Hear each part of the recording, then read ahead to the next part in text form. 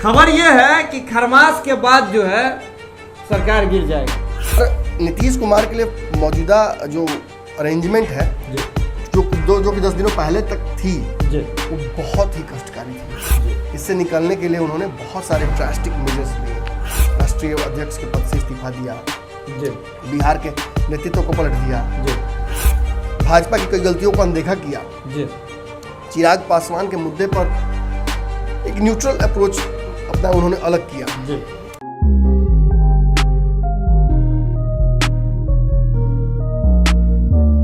नमस्कार, भारत लाइव देख रहे हैं आप। भारत लाइव में रातों रात देख रहे हैं। क्या सोचे थे, पंचनामा कहेंगे?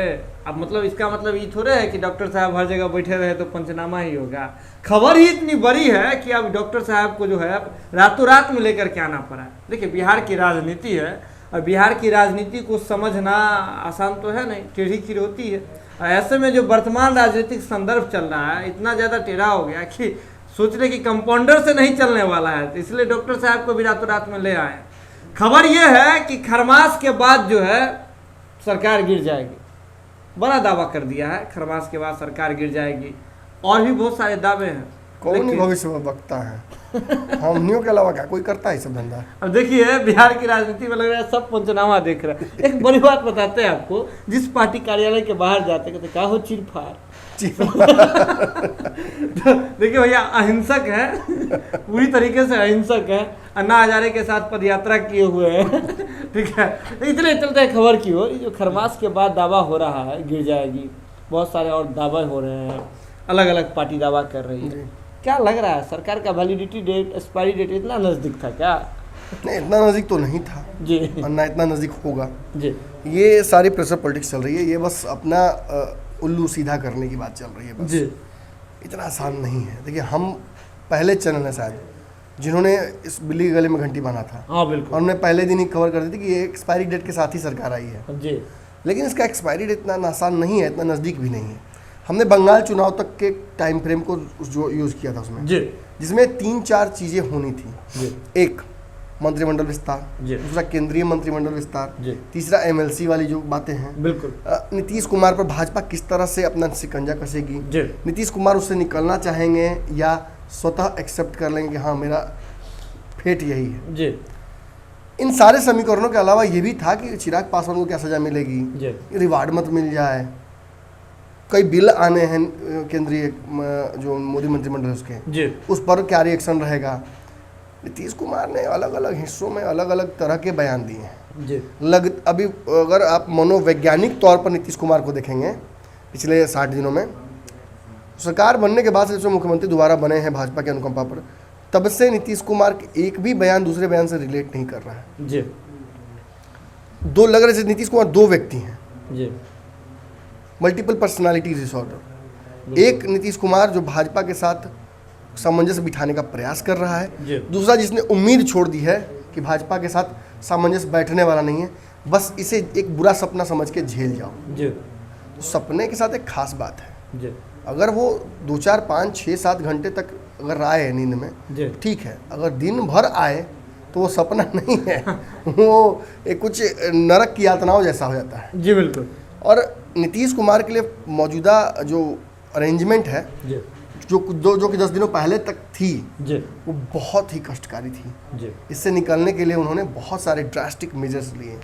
राष्ट्रीय अध्यक्ष के पद से इस्तीफा दिया, बिहार के नेतृत्व को पलट दिया, भाजपा की कई गलतियों को अनदेखा किया, चिराग पासवान के मुद्दे पर एक न्यूट्रल अप्रोच अपना उन्होंने अलग किया। इन सारी चीज़ों के अलावा नीतीश कुमार का जो दूसरा पहलू मैं बता रहा हूँ, वो पहलू ये है कि उन्होंने राष्ट्रीय राजनीति में एक कदम रख लिया।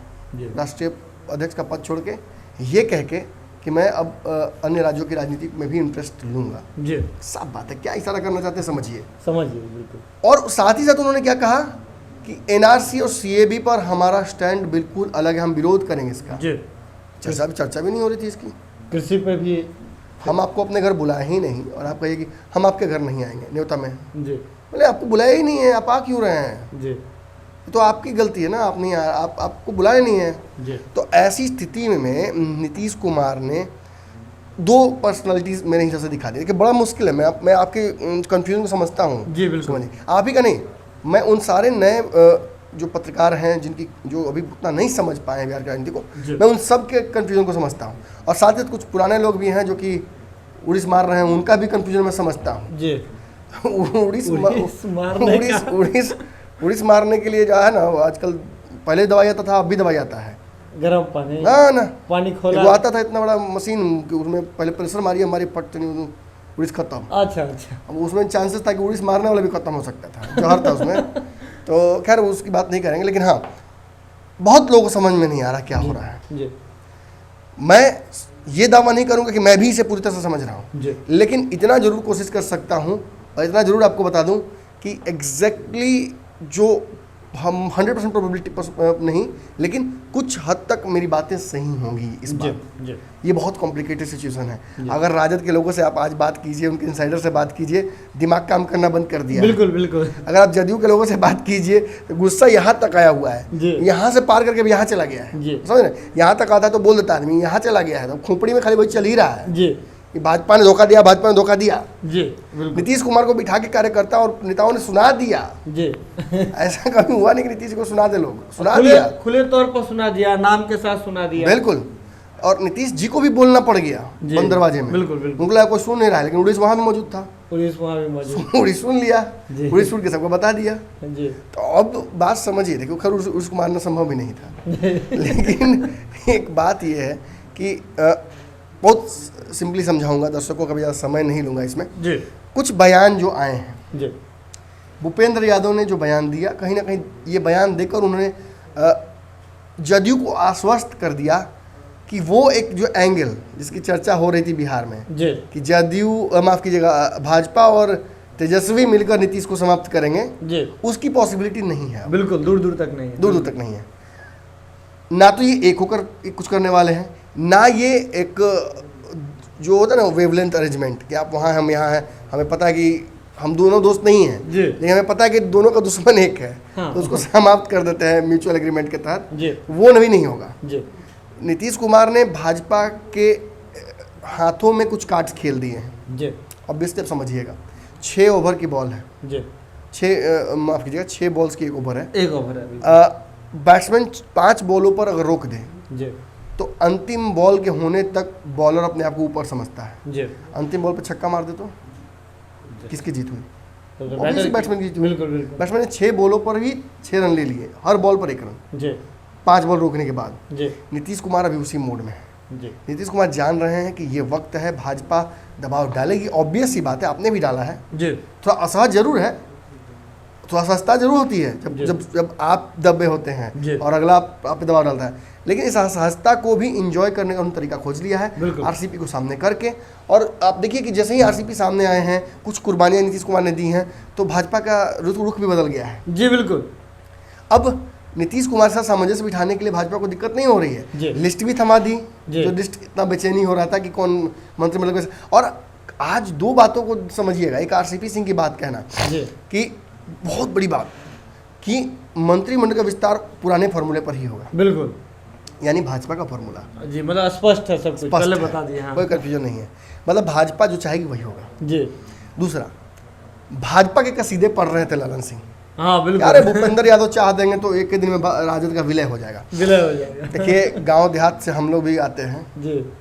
जब किसी को इतना हवा भरा रहता है ना जी, तो हमको लगता है कि अगला दिन सुबह में कहीं बिजली के तार में फसल मिलता है वो आदमी बलून को उड़ा जाता हवा भर के, बलून को लगता है कि मैं मेरा नेचुरल टैलेंट है। गांव में वो पिटार उड़ाया जाता है। अच्छा दिवाली के समय में, तो उसमें भरा जाता है हवा, उसमें आग लगाया रहता है नीचे, तो उड़ते जाता है, फिर पता चलता है उसको लगता है कि मेरा टैलेंट है ये।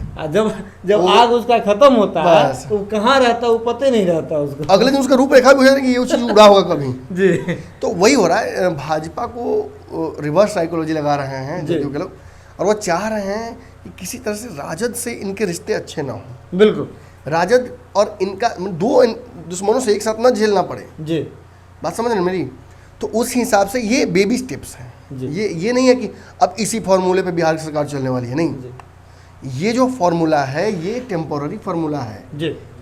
हर दिन समीकरण बदल सकते हैं, हर दिन स्ट्रैटेजीज बदल सकती हैं जी। मैंने आपको कहा दिया कि आपको स्प्लिट पर्सनालिटी नजर आएगा नेताओं में। बिल्कुल, कुछ देर पहले कुछ और कहेंगे, कुछ देर बाद कुछ और कहेंगे। जय कुमार सिंह पलट चुके हैं ना, जय कुमार सिंह पलट चुके हैं, पूरी तरह से पलट चुके हैं। बिल्कुल। अब उनको कोई फर्क नहीं पड़ रहा है भाजपा के जीत हार से, भाजपा ने क्या किया उनको फर्क नहीं पड़ता है। कार्यकर्ता नाराज अंदर से जरूर हैं जी, लेकिन अब चेहरे पर दिखाना नहीं चाहेंगे जी। बिल्कुल, क्योंकि उन्हें एहसास हो गया है कि अगर हम ज्यादा अग्रेसिव होंगे तो हम ही साइड लाइन हो जाएंगे, मार्जिनलाइज हो जाएंगे। और भाजपा और राजद अपने जो 75-74 है, इन्हीं लोग का चलता रहेगा हमेशा जी। आज देखिए ना, जदयू के कदावर नेताओं को देखिए, जब प्रेस कॉन्फ्रेंस में आए एकदम जॉली मूड में दिख रहे थे। हम ललन सिंह की बात कर रहे हैं, हम बात कर रहे हैं आरसीपी सिंह की, ऐसे लग रहे थे वशिष्ठ हंस रहे थे। एक जमाने बाद उनको हंसते हुए देखा, मैंने देखा और ऐसा लग रहा था जैसे, नहीं देखिए, अगर मीम आप लोग देखते होंगे तो स्नूप डॉग वाला सॉन्ग बज रहा है, चश्मा लगा हुआ है, चेन पहने हुए और हाथ में एक ऐसा चीज लिए हुए जिसको हम कह नहीं सकते, यंत्र, धुआं वाला यंत्र तो वो लिए हुए आराम से जॉली होकर के कह रहे। और कहीं ना कहीं देखिए वहाँ भी स्ट्रैटेजी थी, हम जिसकी जो हमने वहाँ पकड़ पाया, जो हम प्रेस कॉन्फ्रेंस में मौजूद थे, ललन सिंह उनकी बात कर रही है, भाजपा और वहाँ कह रही है, यानी कि जदयू से फोकस हटा देना चाह रहे हैं कि भाजपा और राजद जो है इस मुद्दे पर सोचिए। ललन सिंह के कहने पर, देखिए भूपेंद्र यादव के कहने पर किसी ने बहुत रिएक्ट नहीं किया। कल मृत्युंजय तिवारी ने कोरम पूरा कर दिया था कि यह टूटे टूटेगा, देखत जा लोग अभी ढेर उड़ी बारह सौ। लेकिन जब आप आज के संदर्भ में देखते, जब ललन सिंह उस बात को रिपीट करते हैं तो बयान आने लगते हैं जी। बिल्कुल, राजद के आपने शिवचंद्र राम से बात की, उन्होंने इस पर रिएक्ट किया। शिवचंद्र राम तो ये तक कह दिए कि दही चूरा भी नहीं खाने देंगे, वो सब दही चूरा बतासा क्या खाएगा, मतलब एनडीए को दही चूरा से पहले तोड़ देंगे। इसके बाद वो भाई वीरेंद्र कह रहे हैं खरमास के बाद, यानी कि 14 के बाद तोड़ देंगे। जगदानंद सिंह सामने आए हैं जी, उन्होंने भी कहा है कि अब हमसे खुलवाइए मत मेरा मुंह जी, कौन कौन हमसे बात कर रहा है ये सब। हालांकि मैंने आपको कुछ इशारा किया था जी, जो कुछ मोस्ट वीआईपी लोग थे उनको मैंने इशारा किया था कि देखिए संपर्क कर रहा है लोग, बच के रहिए। क्या, चलिए कोई बात नहीं, राजनीति है, भीतर चल रहा है। चूड़ा दही पर जो है राजद भी संपर्क में है। बिल्कुल, कई जो सरकार से, देखिए ऑब्वियस बात, जो हार गया है, जिसे लगता है कि भाजपा ने हराया है जदयू के नेता को, वो तो खपा रहेगा ही ना इस अरेंजमेंट से कि भाजपा सब कहेगी हम आप मानते जाइएगा। नहीं। और वही भाजपा के लोगों को लगता है कि नीतीश कुमार सीएम क्यों है जी, जब हम जीते तो वो सीएम। अब देखिए दर्द हर जगह है, भाजपा के लोगों को लग रहा है नीतीश कुमार क्यों सीएम है, नीतीश कुमार के जो कार्यकर्ता हैं, जो प्रत्याशी हैं, उनको लग रहा है भाजपा ने हराया स्पष्ट तौर पर, लोजपा तो औठी कर दिया गया है अभी नाम ही। राजद के लोगों को कुछ और ही लग रहा है कि इतना जीतने के बाद हम लोग बाहर है। तो संपर्क सबके हैं और सब, तभी तो सब पुख्ते तौर पर दावा कर रहे हैं। ऐसा एक मुझे बताइए, ये सिचुएशन हो सकता है सर कि सभी जैसे सब एक दूसरे के संपर्क में है, तो पूरा टोले उठ करके एगो शहर बना ले, कॉलोनी बना ले उड़ीसा उड़ीसा एक ऐसा जानवर है, जानवर कहते हैं हम जी, उड़ीसा एक ऐसा जानवर है कि जो पैरासाइट है लेकिन वो आपके बॉडी पे नहीं रहता है जी, वो जानता है कि आप वहीं आके सुलेटिएगा और तब वो हमला करता है आपके ऊपर। और तब क्या करता है, खून चूसता है। खून तो मच्छर भी चूसता है, लेकिन उड़ीस तरीके ज़्यादा चूस देता है। ये जब उड़ीस चूसता है तो फूल जाता है, आप समझ आ जाएगा कि पूरा खून चूस चुका है आपका। वो दर्द भी देता है आपको, मच्छर काटा उड़ गया, हल्का लहराया, आप इसे कर दे, ठीक हो गया। लेकिन बिहार की राजनीति में अब उड़ीसों की एंट्री हो गई है जी। बिल्कुल, और ये उड़ीस जब तक खून नहीं चूस जाएंगे ना, तब तक पार्टियों को छोड़ेंगे नहीं। बाकी विशेष मैं समझाऊंगा, ये तो रातों रात है, रातों रात। देखिए सभी लोग सोए थे रात में, उड़ीस को ढूंढिए आप लोग भी, उड़ीस को ढूंढना बहुत जरूरी है। भारत लाइव की टीम जो है उड़ीसों पर पैनी नजर बनाए रखती है। बिहार की राजनीति है, इसको इतना जो है आसान से समझना भी आसान नहीं है, कुछ भी हो सकता है। बिहार की राजनीति है, कुछ भी कहना अतिशयोक्ति साबित हो। गहमे के राय देम कि गर्म पानी लेके सुता लो। बने रहिए भारत लाइव के साथ। खबर देख लिए तो जरूरत है इसे शेयर करने की, अन्य लोगों तक पहुंचाने की। यूपीआई नंबर लगातार सर्कुलेट हो रहा है, सहयोग करते हैं ना, कुछ लोग कर रहे हैं, अभी करते रहिए। बने रहिए बात लाइव के साथ, बहुत बहुत धन्यवाद। अभी कोई टूट नहीं होगा, सारे टूट को रोक दिया गया है, ये बताते हैं हम आपको। वो बाद में बताएंगे, बाबा संग है, बाबा सर के साथ आएंगे। 9 बजे जो है जुगाड़ी शो आ रहा है, भोरे हुआ है, 9 बजे जुगाड़ी आएगा, मैथिली भाषा का शो है।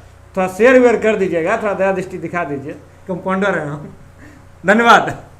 अगर ये वीडियो पसंद आई और वह बिहार के राजनीति और बिहारियत से सरोकार रखेनी तो सब्सक्राइब बटन दबा के चैनल के सब्सक्राइब कर ली। ओजे एगो घंटी बा, ओकरा बटन दबा देला से कुल सटीक और मारक खबर रुआ मुफ्त में मिल जाई। अगर रुआ पत्रकारिता के हमनी के नया प्रयोग में सहयोग कर चाहतानी तो ज्वाइन बटन दबा दी। पेटीएम नंबर नोट कर ली 9386816700। धन्यवाद।